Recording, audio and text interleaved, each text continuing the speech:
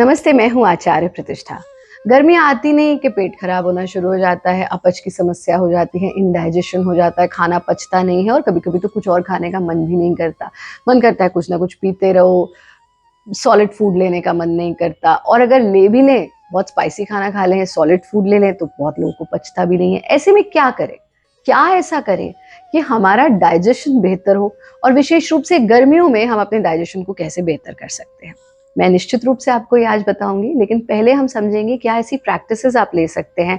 पहले समझेंगे ऐसी प्रैक्टिस जो आपको खाली पेट लेनी है, फिर समझेंगे ऐसी प्रैक्टिस जो भोजन के उपरांत यानी खाने के बाद आपको लेनी है और तीसरी चीज़ ये समझेंगे कि आपके आहार में, आपके डाइट में ऐसा क्या आप इंक्लूड कर सकते हैं जिससे आप गर्मियों में भी अपने पाचन तंत्र को बेहतर बना सकें। हमारे सभी वीडियोस हिंदी में देखने के लिए सब्सक्राइब करें, यह बिल्कुल फ्री है। सबसे पहले जानते हैं खाली पेट यानी सुबह उठते के साथ खाली पेट फ्रेश होने के बाद आपको क्या करना है।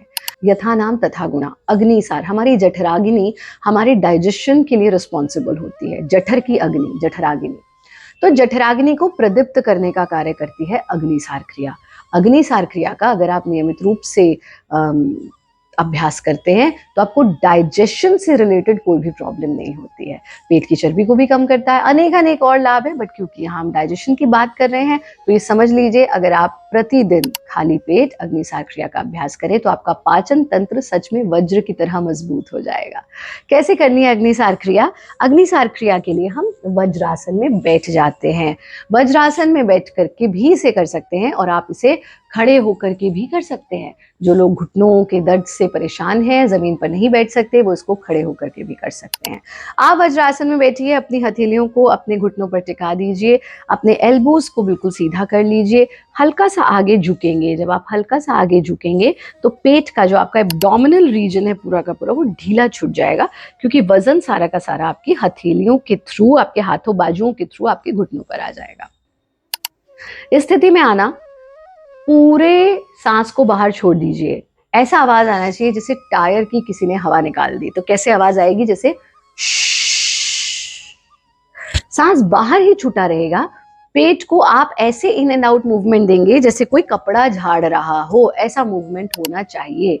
जितनी देर सांस बाहर रोक करके रख सकते हैं, यानी बाह्य कुंभक का अभ्यास कर सकते हैं, उतनी देर सांस पेट को इन एंड आउट मूवमेंट देना। जब लगे अब मैं और देर मूवमेंट नहीं देख पा रहा हूं, रुकिए, नासिका से सांस ले लीजिए। ये एक राउंड है, एक बार देखिए कैसे करना है। स्थिति में आए,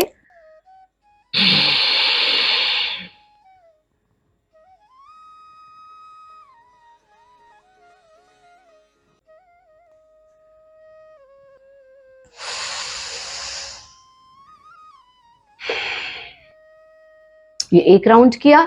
अब इसी ही को हम रिपीट करेंगे कितनी बार? 5 बार। ऐसा आप प्रतिदिन खाली पेट कीजिए। दूसरी चीज हमें जाननी थी, भोजन के बाद क्या करना है। भोजन के बाद आप कम से कम 30 सेकेंड इस तरह से वज्रासन में बैठिए जैसे हम बैठे हैं, और हाथों से ले लीजिए वायु मुद्रा। पहली उंगली को अंगूठे के टिप रूट में छूना, अंगूठे को फोल्ड कर दीजिए, तीनों उंगलियां सीधी। इस तरह से 30 सेकेंड जरूर बैठिए हर मील के बाद।